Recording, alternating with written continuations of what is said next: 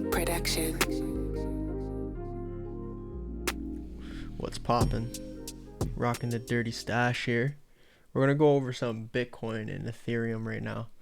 So I'll try to make it as quick as possible, but it's pretty evident we got this ascending triangle going on here, right?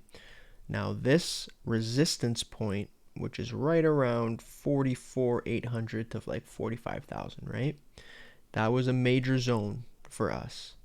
And now that we're breaking over, what we're starting to see here is that we're back testing this range and it's acting as demand where it was once our supply zone.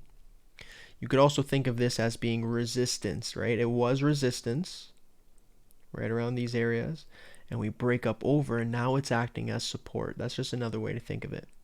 But overall, this is great to see. This is good to see because it's showing that there's now demand, right? This should be acting as a demand zone, which is an area where we buy the dip from. So another pattern that is coming out of this range, which is showing us that we could continue to the upside as it's starting to create the bull flag, right? So here we go, starting from mid-March, we push up and we stall right around 48 for a bit, but it looks like we're creating this bull flag here. So this is a continuation pattern. This could help us, right? This period of consolidation here could help us get that move towards 52K, which is another area where we're expecting to have some sort of resistance. So overall, this is a good sign in Bitcoin. You want to see demand start to increase, right? Low key, not many people are talking about this, but supply on exchanges, right? The amount that you could buy on exchanges is getting lower and lower. So I think it's worth paying attention to this chart and how it's coiling up in this area, because I think it's indicating to us that there could be something big coming in the next few weeks or months, right? So when we look at the weekly time frame, we get this big breakout. When we look at this downward trend line here, you get this big breakout and now we're going sideways. That's perfect. So that's what we want to see. That's going to basically help us get that push higher, because it's showing us not many sellers are present right now. So if they can't step in now, the buyers could push this up higher. Another thing I kind of wanted to talk about just a little bit, we need to pay attention to what happens if the banks all together at once, they start saying, yeah, we're buying Bitcoin. I know a lot of them are starting to do that. But what happens when all these big funds start, these big entities, they start letting everyone know we're buying Bitcoin? That's only really going to validate it and make it that much more significant on why you should own it.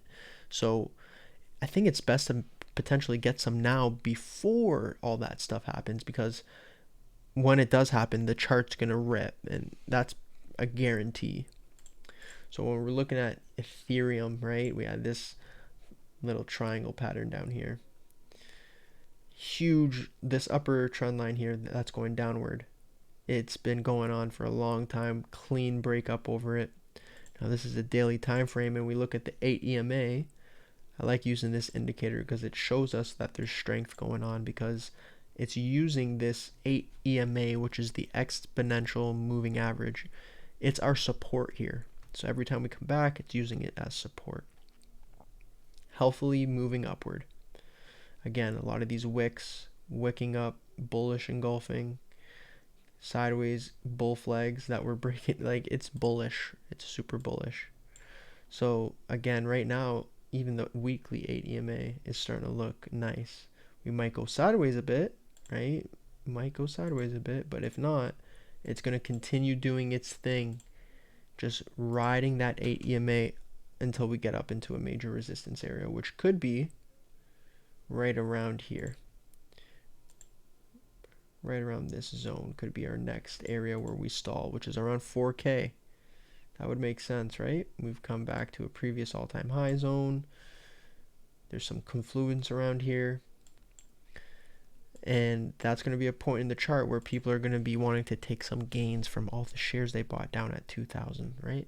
So that's an area where we might need to pay attention to. But overall, Bitcoin and Ethereum, they look great.